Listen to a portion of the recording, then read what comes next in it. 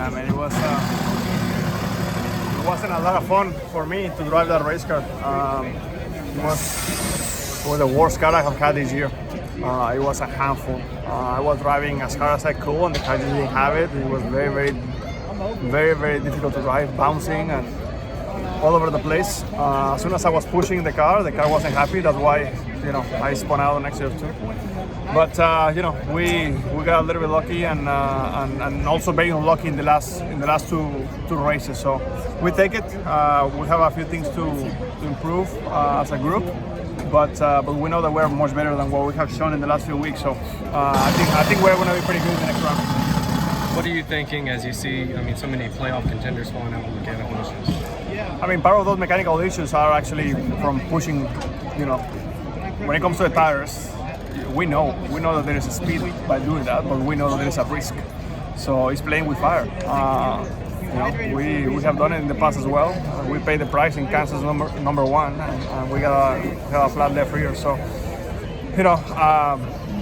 it happens. I feel like it's also a race of survival, and we have done a good job with that. We have a few things to clean up, but I feel confident the next round is going to be much better than the first one. In February, would you have believed that both Trackhouse cars would be series contenders in the round of 12? Probably not in February, but for sure a few months after that, a couple months into the season, I would say, you know what, yes, because we have a speed and we keep getting better and better. So we just have to continue to work, and I honestly feel that the next round is going to be pretty good for us, having a road course in there. The difficulty passing, it seemed like the whole field, it was very hard to pass for the lead, it was hard to pass around. Did you sense that yourself? It was definitely hard to pass, but man, my car was so difficult to drive that my body is sore from all the bouncing in my car. Like it was crazy, but yeah, it's been difficult to pass here forever. Once we got into the top, it's tough to pass because the top is so dominant. But that's part of the fun. Everyone loves this place. I do as well. How the difficulty to pass here compared to Martinsville in April? That's a good point. I felt that probably was more difficult in Martinsville. I think here at least you have an option. In Martinsville you didn't. I jumped in late. What happened there when you spun in front of some guys? Just pushing the car too hard. The car was very bad. Probably one of the worst cars I have had this year, and just trying to get more than what the car can take, and I spun out.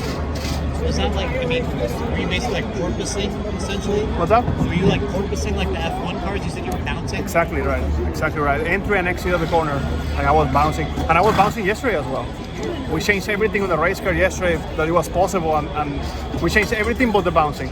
And today, lap one, I told the guys, hey, this thing is exactly the same. So, and the problem is that if you're bouncing on entry of the corner, the rest of the corner, it's kind of like a waste because the entry of the corner is dictating the rest of the corner. So it was tough. It was very tough, especially running very close to the wall. When I was running the wall, bouncing close to the wall, it's not fun.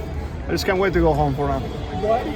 Austin Dillon called you Mr. Suarez after he got taken out in that deal. Are you going to reach out to the guys that got taken out then or anything like that? What he said again? He called you Mr. Suarez. Suarez? Like swerve. That's Austin Dillon's words. I don't know what that means. I don't know what that means. He's lucky to be here, so it shouldn't be too bad. Too bad. How tough was it to figure out where you were needing to be, or how much and how everything was changing with so many cars going out and the issues you were having? How did you emotionally get through a night like today? I was just trying to focus on my race, and I was trying to maximize our race. But like I said, as soon as I was pushing a little bit, the car just didn't have it. And it's very frustrating to know that you have to go out there and get some points, and you didn't have it. I was trying to push very hard. I finished 11 on stage 2, and I was side by side. I was side by side with a 4 car trying to get a point, and I almost spun out next to a 4, and I couldn't get it. Things like that. Sometimes you have it, sometimes you don't, and I just have to continue to. I think I heard you on the radio say sorry guys after that because it came so close. But at that point, are you thinking, oh my gosh, 1 point might make a difference tonight? Yeah, I apologize because I didn't do what I needed to do. But the thing is that very tough to do when you don't have the right car.